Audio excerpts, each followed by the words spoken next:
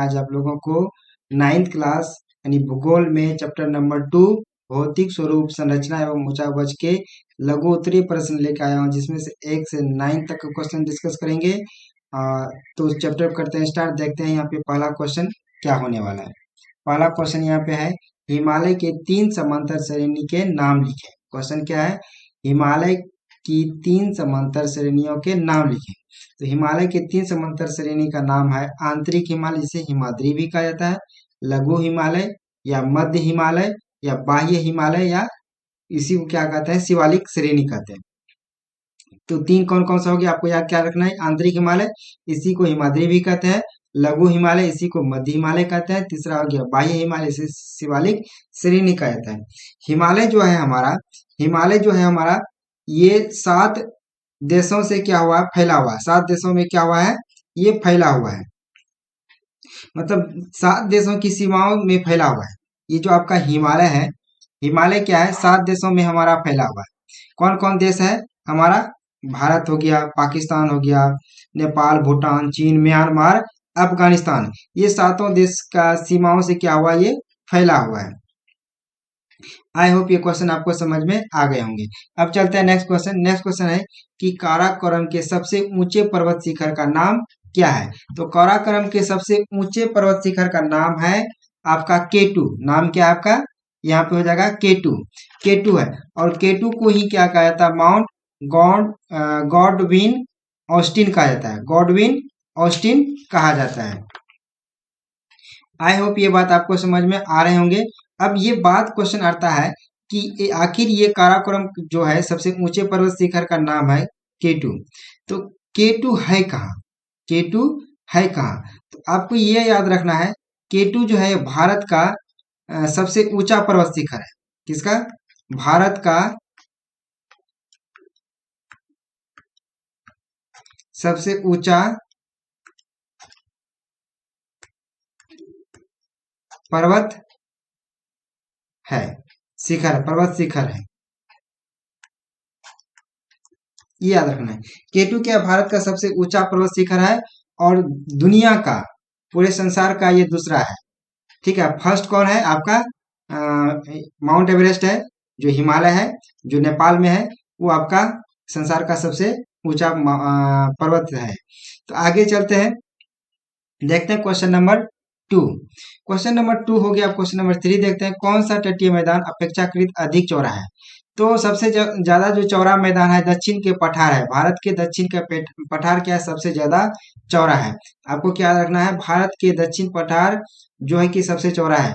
पूर्वीय तटीय मैदान पश्चिमी तटीय मैदान की अपेक्षाकृत चौड़ा है। कौन, भारत के दक्षिणी पठार। कौन, भारत के ये दक्षिणी पठार क्या है आपका, पश्चिमी मैदान और पूर्वी तट से क्या है, ये चौड़ा है।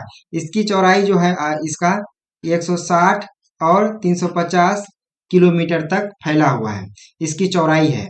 तो याद रखना है। आई होप ये क्वेश्चन आपको समझ में आ गए होंगे। नेक्स्ट क्वेश्चन देखते हैं, तटीय मैदान में स्थित 3 झीलों का नाम लिखें। देखिए, तटीय मैदान में स्थित जो आपका 3 झील का नाम वो है वेम्बनाड झील। ये क्या है, वेम्बनाड झील।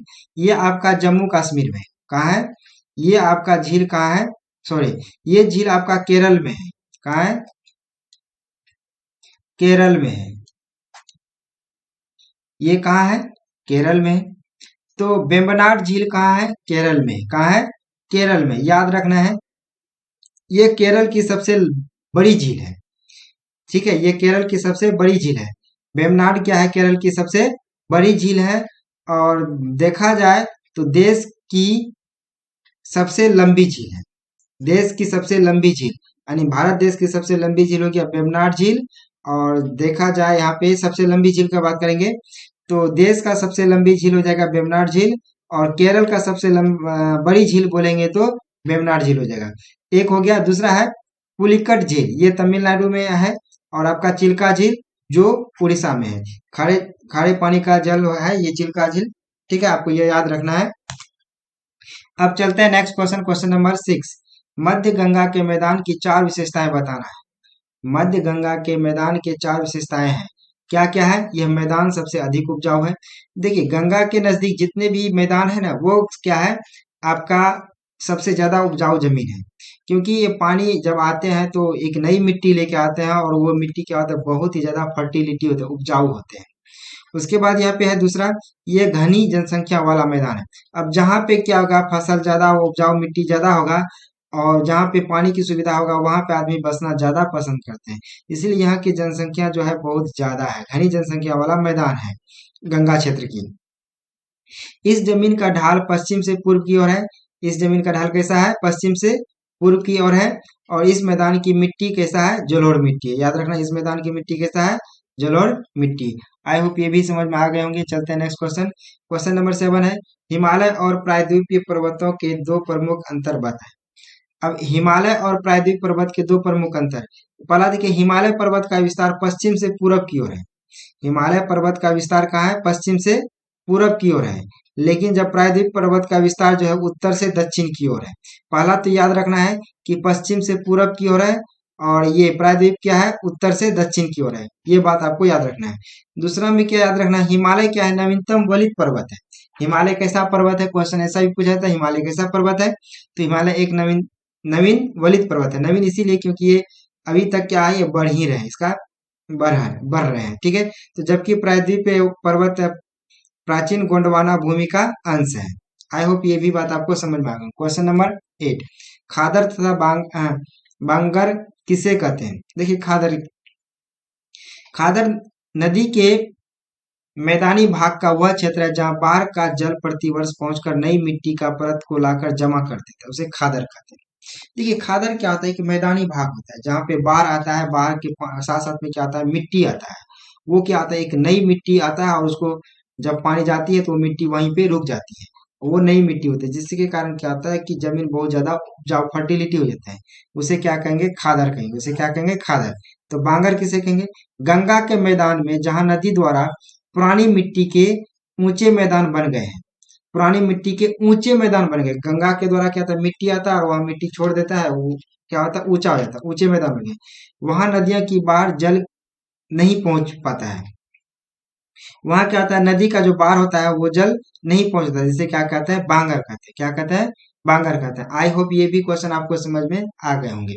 नेक्स्ट क्वेश्चन है हमारा, पूर्वी घाट पर्वत तथा पश्चिमी घाट पर्वत में अंतर बताएं।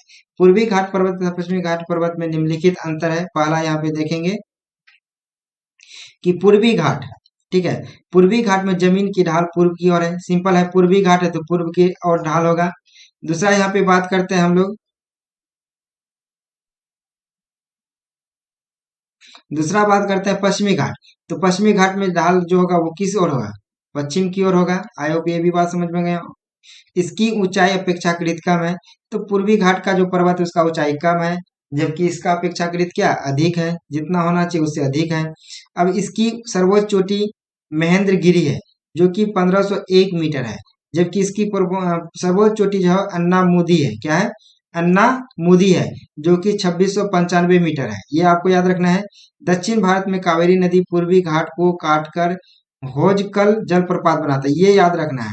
जो दक्षिण भारत में कावेरी नदी है पूर्वी घाट को काटकर क्या बना, कौन सा जलप्रपात बनाता है, कौन सा जलप्रपात बनाता है, तो होजकल जलप्रपात बनाता है। वहीं पे देखा जाए तो शरावती नदी पर भारत का सर्वोच्च जलप्रपात है ना, जोग या गरसोपा स्थित है, ठीक है। आई होप ये यहाँ तक आपको समझ में आ गए होंगे। यहाँ से 1 से 9 तक का क्वेश्चन आपको यहाँ पे कराया गया है। यदि इसमें कोई प्रॉब्लम होता है कमेंट सेक्शन में जरूर बताइएगा।